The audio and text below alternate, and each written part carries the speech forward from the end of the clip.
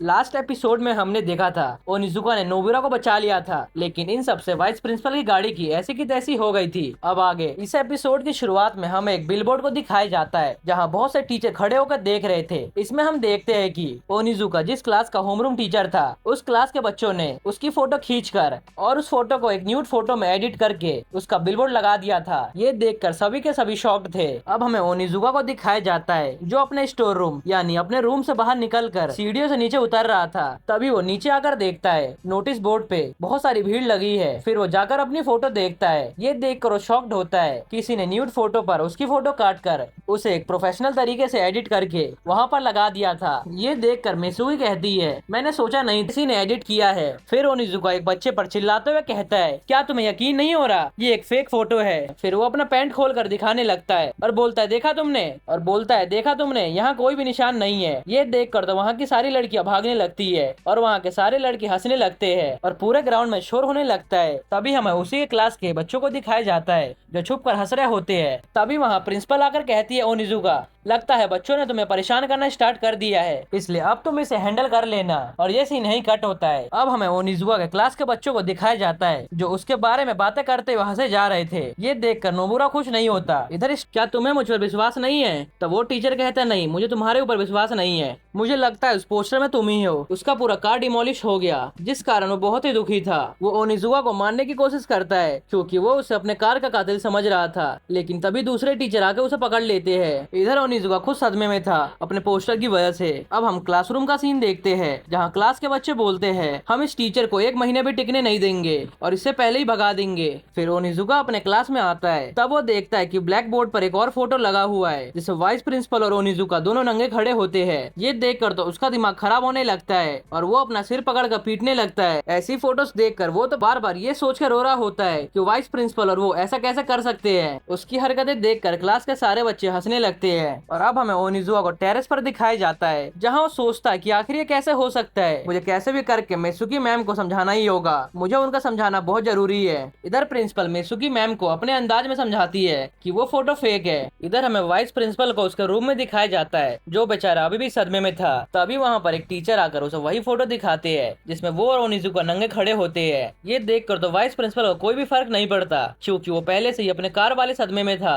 अब हमें vice principal का एक फ्लैशबैक दिखाया जाता है जहाँ हम देखते हैं कि उसकी फैमिली में उसकी वाइफ और उसकी बेटी उसकी रिस्पेक्ट नहीं करती। तो उसने सोचा था कि अगर वो कार खरीद लेगा तो क्या पता उसे रिस्पेक्ट मिलना शुरू हो जाएगा और उसने अपने कार का नाम क्रिस्टा रखा था। लेकिन उसके कार के डिलीवर होने के पहले दिन ही वो कार डिस्ट्रॉय हो गया। इसलिए वाइस प्रिंसिपल कसम खाता है कि वो ओनिजुका को स्कूल से बाहर निकाल के ही रहेगा। अब हम देखते हैं कि ओनिजुका एक एंजल का कॉस्ट्यूम पहनकर मित्सुमी मैडम के पास जाता है और कहता है, प्लीज मेरे ऊपर बिलीव करो। क्या आपको लगता है कि मेरे जैसा एक एंजल ऐसी हरकतें करेगा? मैं आपको कैसे समझाऊं कि वो फोटो फेक है। ये सुनकर मित्सुकी मैडम कहती है, मेरा क्या हक बनता है आपके पर्सनल हॉबी पर उंगली उठाने का, मुझे माफ करना, मैंने आपको चाटा मार दिया था। ये कहकर वो वहाँ से जाने लगती है। इधर ओनिजुका अभी भी परेशान दिख रहा था। अब हम देखते हैं कि उसी के क्लास के बच्चे पीछे छुपकर ये सब नजारा देख रहे थे। ओनिजुका वहाँ नहीं होता। तब वो नीचे उतर के आता है जहाँ वो देखता है कि ओनिजुका नहा रहा होता है। फिर वो छुपकर उसकी फोटो खींचने लगता है। बाहर का मौसम बहुत ही ठंडा होता है। तब ओनिजुका अचानक से ठंडा ठंडा चिल्लाते हुए आगे बढ़ने लगता है। ये सुनकर वाइस प्रिंसिपल डर जाता है और सीढ़ियों से नीचे गिर जाता है और ये सीन यहीं कट होता है। अब हमें नेक्स्ट मॉर्निंग का सीन दिखाया जाता है जब ओनिजुका तैयार होकर पढ़ाने के लिए नीचे आता है। तब वो देखता है कि बिलबोर्ड पे आज एक और फोटो छपी है जिसमें वो और एक लड़की रेड लाइट एरिया में होते हैं। पहले तो ओनिजुका उस लड़की को देखकर खुश होता है और बाद में सोचता है कि आखिर वो लड़की कौन है। तभी मित्सुकी मैम उसे एक चाटा मारती है और वहाँ से चली जाती है। इधर उसके क्लास के वही बच्चे बातें कर रहे होते हैं। अब तो ये पक्का दूसरे टीचर की तरह हमारे स्कूल को छोड़ के चला जाएगा।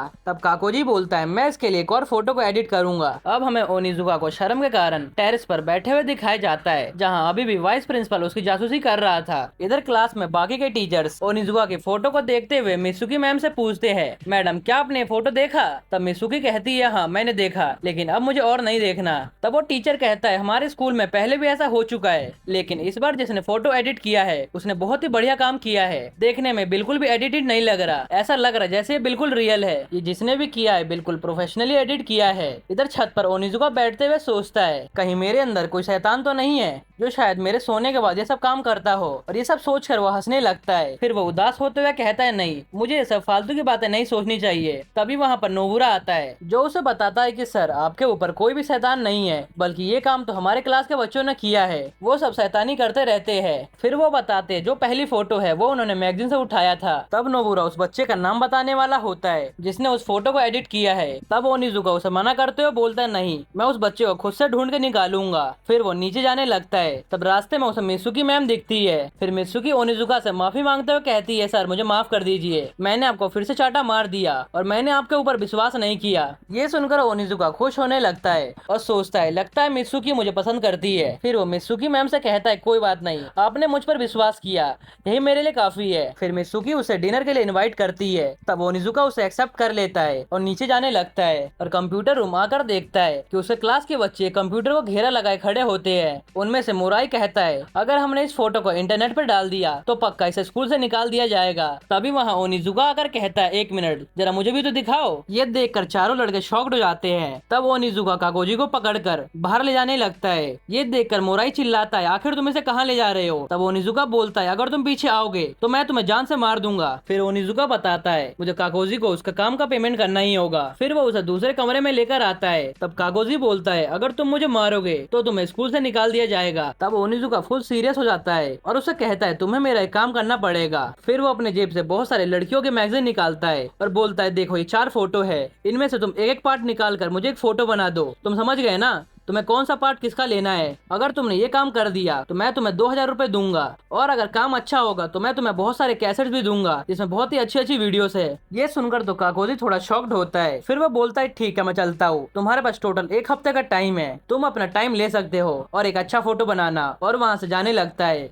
ये देखकर काकोजी सोचता है सही में यार ये बंदा कैसा है, ये बहुत ही अलग टीचर है। अब हमें वाइस प्रिंसिपल के घर का सीन दिखाया जाता है जहां वाइस प्रिंसिपल अपनी बेटी से बोलता है बेटी मैंने अपने लिए गाड़ी ली है जिसका नाम क्रिस्टा है और व्हाइट कलर की है जो बहुत ही सुंदर है। ये सुनकर उसकी बेटी बोलते लेकिन वो तो गाड़ी किसी ने डिस्ट्रॉय कर दी थी ना, किसी ओनिजुका नाम के टीचर ने। तब वाइस प्रिंसिपल बोलता है नहीं मैंने एक और नई गाड़ी ऑर्डर की है जो बहुत ही बढ़िया है। फिर वो उनसे पूछता है क्यों ना हम एक ट्रिप पर चले। ये सुनकर उसकी बेटी बोलती है नहीं इससे बढ़िया तो मैं अपने दोस्तों के साथ घूमने चली जाऊँ। तब वाइस प्रिंसिपल उसे लालच देता है अगर तुम घूमने चलोगी तो मैं तुम्हें तुम्हारा फेवरेट वाला बैग दिलाऊंगा। ये सुनकर वो खुश होते हुए बोलते सच में। फिर वो अपनी मॉम से पूछती है मॉम क्या आप भी चलोगी। तब उसकी मॉम भी डिमांड करती है मैं भी चलूंगी लेकिन मुझे गोल्ड की रिंग चाहिए। ये सुनकर वाइस प्रिंसिपल बोलता है ठीक है मैं तुम्हें दिला दूंगा। यहाँ हम देखते हैं कि वाइस प्रिंसिपल बस अपने फैमिली का टेंशन चाहता है। और अब हमें स्कूल का सीन दिखाया जाता है जहाँ ओनिजुका अपनी पूरी क्लास को स्टोरी सुना रहा होता है जो की एक डरावनी स्टोरी थी। वो बता रहा होता है की दूर किसी गाँव में एक लेडी मीट बंस बेचती थी, लेकिन अफवाह ये थी कि वो लेडी मीट बंस में इंसान का मांस डालती थी। तभी एक दिन एक आदमी उसकी स्टोर पर मीट बंस लेने आया और वो खरीद कर अपने घर जाने लगा। फिर वो रास्ते में जब जा रहा था तब उसे अजीब सा फील होने लगता है। वो सोचता है कि शायद मेरी तबीयत खराब है, लेकिन धीरे धीरे करके उसे और भी ज्यादा अजीब फील होने लगता है। फिर वो अपने मीट बंस का डब्बा खोलता है। तब वो देखता है कि उसमें से एक मीट बन गायब है। ये देख कर तो डर जाता है। और यहाँ हम देखते हैं कि क्लास के सारे बच्चे कहानी को सुनकर डर रहे होते हैं। फिर वो अपने आप को विश्वास दिलाता है कि इस डब्बे में पहले से एक मीट बन कम था। फिर वो एक बार डब्बे को बंद करके वापस खोलता है। तब वो देखता है कि अब तो इसमें 2 बन गायब है। ये देखकर तो बुरी तरह डर जाता है और तेजी से भागने लगता है अपने घर की तरफ। और वो अपने जैसे घर पहुंचता है तो एक बार फिर से उस डब्बे को खोलता है। तब वो देखता है कि डब्बे में से इस बार 3 बन गायब है। ये देखकर वो डरने लगता है। इधर ओनिजुका चिल्लाकर बोलता है इसने यही गलती करी थी। यहाँ सारे बच्चे बहुत ज्यादा डर जाते हैं। फिर वो जैसे ही आखिरी बार डब्बा खोलता है तब वो देखता है कि उस डब्बे में से सारे बंस गायब थे। ये देखकर वो पैनिक करने लगता है। तब ओनिजुका चिल्लाते हुए कहता है इसके बाद ये हुआ। ये सब सुनकर क्लास के सारे बच्चे बहुत ज्यादा डरने लगते हैं। फिर वो अचानक से कहता है बंस इसलिए गायब हुए क्योंकि वो डब्बे को उल्टा खोल रहा था, यानी सारे मीट बंस उसी डब्बे में थे। ये सुनकर सारे बच्चे शॉक्ड होते हैं और हंसने लगते हैं। उनमें से एक बच्चा बोलता है अरे यार इसने क्या ही बेकार कहानी सुनाई। ये सुनकर क्लास के बाकी के बच्चे भी हंसने लगते हैं। लेकिन यहाँ पर वही 4 बंदे जो ओनिजुका के फोटो को एडिट कर रहे थे वो नहीं हंसते और वो गुस्सा होने लगते हैं। तब ओनिजुका बोलता है आज के लिए बस इतना ही, अब कल मैं तुम्हें बहुत ही तगड़ी कहानी सुनाऊंगा। फिर वो क्लास से बाहर चला जाता है। तभी वहाँ मोराई खड़ा होकर बोलता है ओए तुम सब उसकी किस बातों पे हंस रहे थे। क्या तुम सब पागल हो? तुम सब के सब धोखेबाज हो। तब उनमें से एक लड़की बोलती है, काकोजी मैंने तुम पर भरोसा किया था, लेकिन ओनिजुका तो बिल्कुल भी गुस्से में नहीं दिख रहा। ये सुनकर काकोजी बोलता है, तो इसमें मैं क्या करूँ? अगर तुम खुश नहीं हो तो अगर तुम्हें करना ही है तो खुद कर लो, और मुझे माफ करना, मैं इस बार इसमें पार्ट नहीं ले सकता, और मुझे माफ करना, मैं इस बार तुम्हारा साथ नहीं दे सकता। फिर वो वहाँ से उठ कर जाने लगता है। तब वो लड़की गुस्से में बोलते, एक मिनट, तुम कहना क्या चाहते हो? इधर उनकी बातें सुनकर नोबुरा थोड़ा हंसता है। ये सुनकर वो लड़की गुस्से में बोलती है, ये हंस किस पे रहा है? फिर दूसरी वाली लड़की बोलती है, मैंने सुना है ये ओनिजुका का रूम में आता जाता रहता है। अब हमें टेरेस का सीन दिखाई जाता है जहाँ पर काकोजी और नोबुरा थे। अब नोबुरा उससे बोलता है, मुझे पता है टीचर की फोटो किसने एडिट की थी, और मैंने उसे ओनिजुका को बता दिया था। ये सुनकर काकोजी उसे देखता है। तब वो डरते हुए बोलता है, माफ करना, लेकिन टीचर चाहते हैं वो हमारी क्लास को अच्छा करे। ये सुनकर काकोजी बोलता है, आखिर तुम कहना क्या चाहते हो? अगर हमने फिर से किसी पर विश्वास कर लिया तो वो हमें धोखा दे देगा। और ये सीन यहीं कट होता है। अब हमें ओनिजुका को उसके रूम में गेम खेलते हुए दिखाई जाता है जहाँ मिसुकी मैम भी होती है। तब मिसुकी उससे पूछती है, क्या आपके क्लास के बच्चे आपको हैरेस कर रहे हैं? तब ओनिजुका बोलता है, हैरेस? किसकी औकात है मुझे हैरेस करने की? फिर वो गेम छोड़कर मिसुकी मैम से पूछता है, क्या आप खेलना चाहोगी? ये सुनकर मिसुकी बोलती है, मुझे गेम में उतना इंटरेस्ट नहीं है और मुझे खेलना भी नहीं आता। तब ओनिजुका बोलता है, कोई बात नहीं, मैं आपको सिखाऊंगा। और फिर वो मिसुकी को गेम खेलना सिखाने लगता है। वो मिसुकी का हाथ पकड़ के उसको खेलना सिखाने लगता है। और फिर जैसे ही मिसुकी पीछे मुड़ती है और पूछती है, आगे मैं क्या करूँ? तब वो देखती है कि अचानक से ओनिजुका के नाकों से खून निकलने लगा है। ये देखकर मिसुकी शॉक्ड होते हुए पूछती है, क्या आपको कोई टेंशन है? शायद टेंशन के कारण आपके नाकों से खून निकल रहा है। तब ओनिजुका कहता है, टेंशन तो नहीं है, लेकिन शायद कुछ है। और फिर वो अचानक से हंसने लगता है। तभी वहाँ नोबुरा आ जाता है जो उन्हें ऐसे देख लेता है। तभी ओनिजुका उसे देखते हुए कहता है, ओए नोबुरा, क्या हुआ, कोई दिक्कत है क्या? फिर वो उससे बोलता है, तुम अंदर क्यों नहीं आते, मुझे तुमसे कुछ बात करनी है। तब नोबुरा बोलता है, नहीं, मैं आपको डिस्टर्ब नहीं करना चाहता। तब ओनिजुका उसे अंदर लाते हुए कहता है, मुझे पहले इस गेम के बारे में बताओ। फिर वो बैठकर गेम के बारे में पूछने लगता है। ये देखकर मिसुकी मैम वहाँ से जाने लगती है और फिर बाद में नोबुरा भी सिखाकर वहाँ से जाने लगता है। और जब वो कॉरिडोर में जा रहा होता है तभी उसे कोई आवाज लगाता है, ओए नोबुरा, तुम कहाँ से आ रहे? और उसे हैरेस कर रहे थे। वो उससे बोलते हैं, अब से तुम ओनिजुका से नहीं मिलोगे, अगर तुम हमें ओनिजुका के साथ दिख गए तो तुम्हारे साथ बहुत बुरा होगा। वो उसके कपड़े निकाल कर उसकी फोटो खींचते हैं और उसे मार्कर से ड्राइंग करते हैं और उसे धमकी देते हैं, अगर उसने ये बात किसी को बताई तो ये फोटो पूरे स्कूल में फैल जाएगी। ये सुनकर कैसे रो रहा है और ये सीन यहीं कट होता है। अब हमें काकोजी को उसे घर पर दिखाया जाता है। तभी उसके पास ओनिजुका का कॉल आता है जो उससे पूछता है, क्या तुमने मेरा काम कर दिया? मैं वेट करते करते थक चुका हूँ और तुमने ही वादा किया था तुम 1 हफ्ते के अंदर काम कर दोगे। ये सुनकर काकोजी चिल्लाते हुए कहता है, मैंने कोई भी वादा नहीं किया था और ये बात अगर स्कूल को पता चल गई तो तुम बहुत ही बड़ी मुसीबत में फंस जाओगे। ये सुनकर ओनिजुका बोलता है, किसी को भी पता नहीं चलेगा, बस तुम 30 मिनट के अंदर स्कूल के गेट पे मिलो। तब काकोजी बोलता है, तुम खुद से फैसले मत लो। लेकिन तभी ओनिजुका कॉल कट कर देता है। फिर वो स्कूल के बाहर आकर सोचता है, आज का मौसम बहुत ही अच्छा है, और सोचता है शायद मुझे अगली बार मिसुई का चेहरा देना चाहिए फोटो एडिट करने के लिए। इधर उसी के नीचे वाइस प्रिंसिपल की गाड़ी खड़ी होती है और वाइस प्रिंसिपल अपने गाड़ी में होता है।